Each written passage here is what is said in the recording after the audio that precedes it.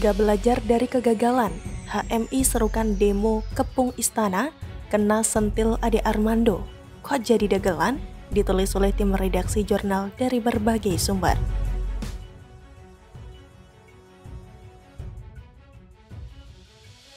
Himpunan Mahasiswa Islam atau HMI dikabarkan akan menggelar aksi gagalkan pemerintahan Joko Widodo jelang peringatan Hari Kemerdekaan.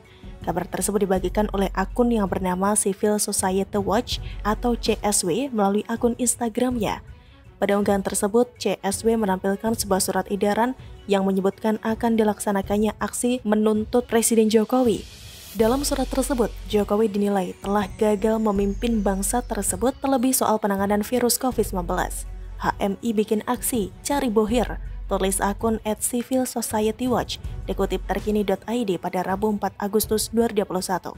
Seruan aksi HMI gagalkan Presiden Jokowi. CSW membagikan sebuah surat edaran yang diduga merupakan seruan aksi pihak HMI untuk gagalkan Presiden Jokowi. Dalam surat tersebut, Jokowi dinilai telah gagal dalam 2 tahun kepemimpinan di periode kedua Jokowi ini. Seruan aksi tersebut diserukan pada seluruh anggota HMI pusat dan juga anggota HMI cabang. Rencananya, aksi tersebut akan digelar jelang 17 Agustus 2021. Dalam unggahan CSW tersebut, aksi penggagalan Presiden Jokowi itu akan dilaksanakan pada tanggal 6 Agustus dan 13 Agustus mendatang. Tidak hanya itu, aksi tersebut juga memiliki puncak aksi yang akan diselenggarakan sehari sebelum peringatan Hari Kemerdekaan, yakni tanggal 16 Agustus 2021. Dengan beredarnya surat edaran tersebut, publik memberikan beragam respons. Bahkan salah satu dosen Universitas Indonesia, Ade Armando, juga turut mengomentari rencana aksi tersebut. Melalui akun Twitter miliknya, Ade membagikan unggahan Instagram CSW itu. HMI kok jadi dagelan gini sih? Mau bikin aksi unjuk rasa 3 hari menjelang 17 Agustus sebagai bentuk protes atas kegagalan Presiden Jokowi, tweet Ade Armando pada akun Twitter miliknya. Kabar tersebut juga dikomentari oleh warganet yang sebagian mempertanyakan maksud dari demo di tengah pandemi seperti saat ini. HMI itu kurang kerjaan. Apakah tidak ada pekerjaan lain yang bisa dikerjakan oleh HMI selain demo yang gak jelas? Komentar salah seorang warganet. Kabar rencana aksi HMI itu sebelumnya dikonfirmasi langsung oleh PJ Ketua Umum Abdul Muiz Amiruddin. HMI kubu Abdul Muiz bakal berdemonstrasi pada tanggal 6, 13, dan 16 Agustus 2021. Tentu yang pertama tetap menaati protokol kesehatan, kata Abdul Muiz Amiruddin kepada wartawan pada Rabu 4 Agustus.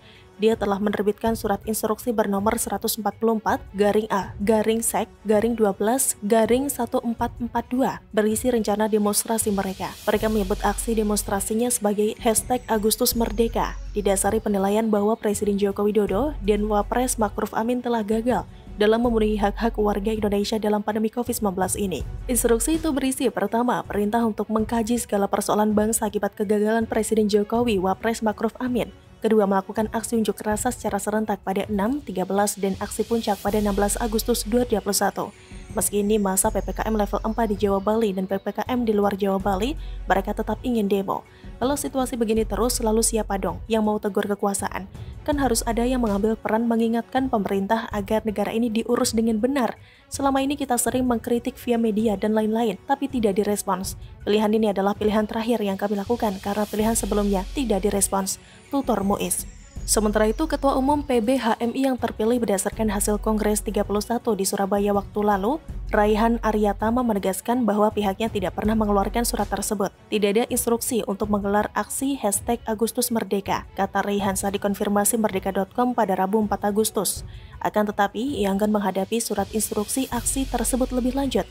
Pasalnya, Raihan mengklaim jika sejauh ini seluruh tingkatan kepengurusan HMI di daerah masih solid dan tidak menggubris seruan aksi tersebut. Batko dan cabang sejauh ini masih solid, tidak di bawah instruksi manapun. Jadi untuk instruksi yang beredar itu atau aksi #AgustusMerdeka bukan dari PBHMI, tegasnya. Bagaimana menurut Anda?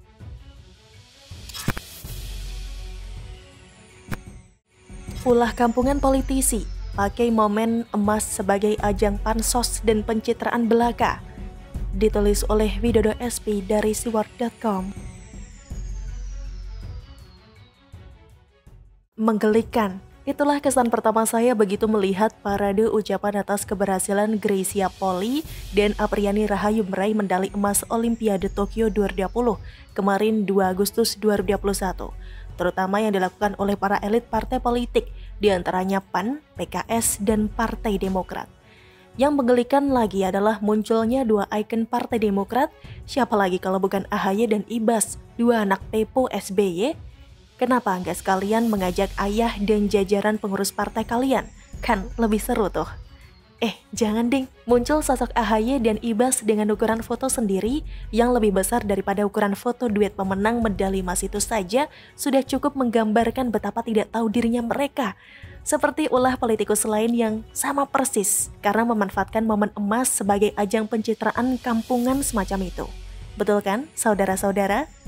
Iya, jelas kampungan tindakan semacam ini karena terkesan tidak tulus dalam memberi ucapan selamat atas perjuangan anak bangsa yang tidak semudah editing foto, mungkin dengan aplikasi tertentu, lalu tinggal pasang di media sosial tak lupa logo dan nama partai jangan sampai ketinggalan. Itulah zaman sekarang, pansos alias panjat sosial. Gak sepenuhnya salah sih, apalagi sampai berdosa dan terancam masuk neraka jahanam. Tapi ya itu tadi, gak tahu diri aja sih. Masih mending jika sebelum atlet kita tanding, mereka dukung dana untuk latihan, membiayai keberangkatan atau setidaknya ngasih uang saku beberapa juta rupiah dari kocek pribadi mereka. Namun saya yakin kok nggak akan terpikir bagi para pansos momen emas itu untuk melakukannya. Betul tidak?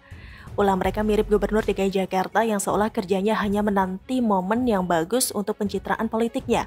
Misal terkait COVID, begitu ada momen yang bagus, tampillah dia dengan tatanan kata yang dibuat sebagus mungkin. Giliran kondisi gawat, seperti masuk bunker anti peluru dengan gantungan kertas di pintu bertuliskan, "Don't disturb me." Bagaimana dengan Presiden Joko Widodo yang tidak hanya ucapkan selamat lewat medsos resmi beliau, tapi juga mengunggah percakapan via video call dengan sang juara ganda putri tersebut. Kalau Jokowi, wajarlah karena beliau Presiden RI yang pastinya berperan aktif dalam memberi dukungan sejak awal, bahkan memastikan soal bonus yang akan diterima atlet Indonesia setiap kali berlaga di pentas olahraga internasional. Lah kalau AHY, Ibas, juga kader parpol PAN dan PKS, apa sumbangsi mereka selama ini? Kalau misalnya mereka mendadak ngakunya tergerak memberi bonus kepada Greysia dan Apriani meraih medali emas nantinya, saya sangat yakin kalau tidak melakukan dengan ketulusan, karena mesti ada embel-embel atau timbal baliknya. Seharusnya perilaku kampungan semacam ini perlu ditandai dengan jelas sebagai pelajaran agar para politisi itu jangan berpansos ria setiap kali atlet nasional berprestasi di tingkat dunia. Kalau pelakunya elit partai, tandai orangnya dan partainya. Jangan dipilih lagi pada Pileg 2024 nanti. Kalau pelakunya kebetulan hanya kader biasa, ya tetap tandai orangnya dengan tulisan gede-gede, politisi kampungan. Oh iya, selain kampungan, bagi saya orang-orang yang berpansos ceria memanfaatkan momen emas Olimpiade juga bisa dibilang kekanak-kanakan. Mereka seperti mendapatkan mainan baru yang bukan tidak mungkin akan dijadikan pola sampai 2024 ke depan. Kalau perlu ada atlet keturunan Indonesia yang membela negara lain kebetulan juara, akan dipakai sebagai media kampanye juga. Itu penerawangan saya sih. Akan tetapi, penilaian akhir ya saya kembali serahkan kepada si voters yang bijaksana dalam menyikapi setiap realitas politik di negeri kita. Saya sih sudah 2 edisi pemilihan anggota legislatif tidak memilih satupun dari kader PAN, PKS, dan Partai Demokrat. Oh iya, satu lagi dari Gerindra. Kalau PDI Perjuangan saya masih wait and see terkait sikap politik mereka belakangan ini, terutama soal serangan terbuka ke Ganjar Pranowo dan munculnya baliho Puan Maharani di mana-mana. Kalau masih aneh begitu ya mungkin Pileg nanti saya akan arahkan coblosan paku ke partai lain. Bagaimana dengan Anda? Pantaskah momen emas dijadikan sarana pansos bagi politikus kampungan tadi? Saya yakin si voters satu frekuensi, satu suara dengan ulasan saya kali ini. Malah mungkin sudah dalam tahap muak. Begitulah kura-kura. Bagaimana menurut Anda?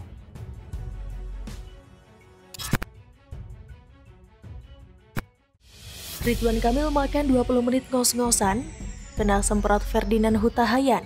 Kerja yang benar, lu nggak laku di 2024.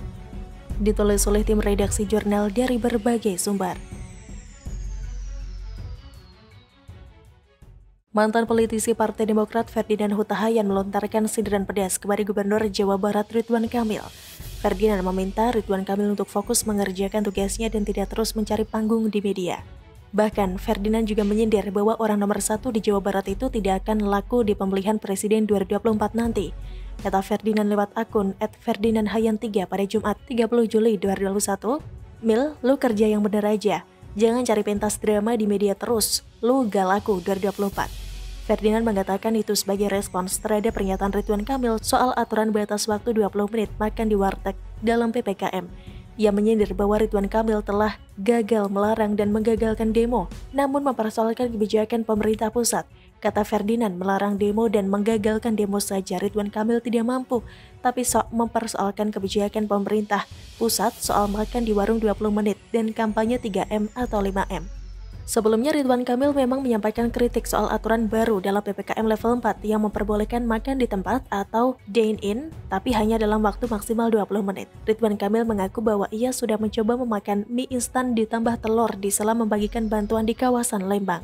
Seperti dilihat pada Rabu 28 Juli 2021, kata Ridwan Kamil, makan sudah boleh di tempat. Di Lembang kemarin, ia mencoba makan Indomie telur selama 20 menit, terus ngos-ngosan.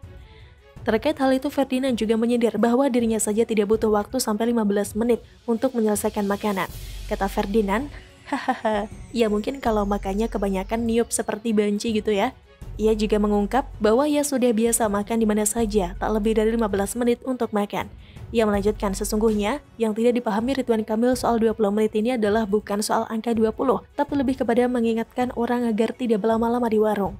Merespons aturan ini, seperti dilansir dari laman CNN Indonesia, Mendagri Tito Karnavian lantas meminta aparat di lapangan atau Satpol PP hingga TNI dan polisi menerapkan pengawasan soal aturan makan ini dengan persuasif dan santun.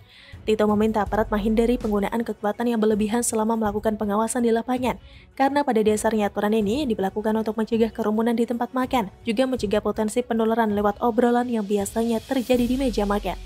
Menurut mantan Kapolri itu, durasi 20 menit sudah cukup untuk aktivitas makan di tempat. Tentu saja waktu memasak dan menyajikan tidak dihitung ya. Apalagi kalau makannya kayak Ridwan Kamil yang sampai ngos-ngosan. Itu makan apa ngikut Olimpiade lari di Tokyo? Kalau emang bener makannya sambil lari, sakit bener nih orang. Sekali lagi, tidak ada yang aneh atau menggelikan dari aturan ini bagi mereka yang menangkap esensinya, yakni mencegah potensi penularan sambil memberikan kesempatan bagi mereka yang memang harus makan di tempat karena keterbatasan waktu atau tak bisa membungkus makanan.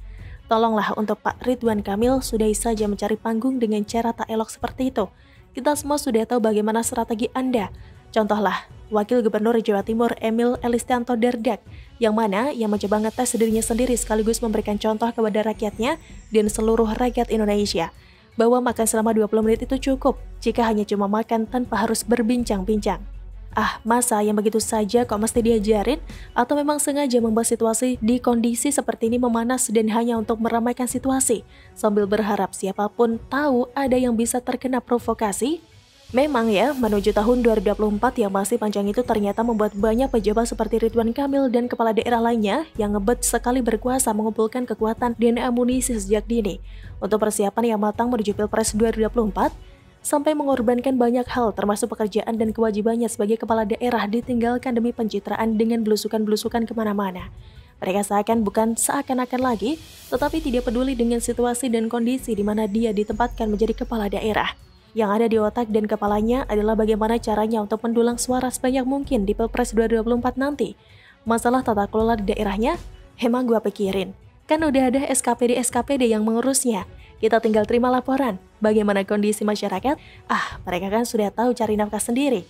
Ngapain diurusi? Sekarang kita pencitraan bukan?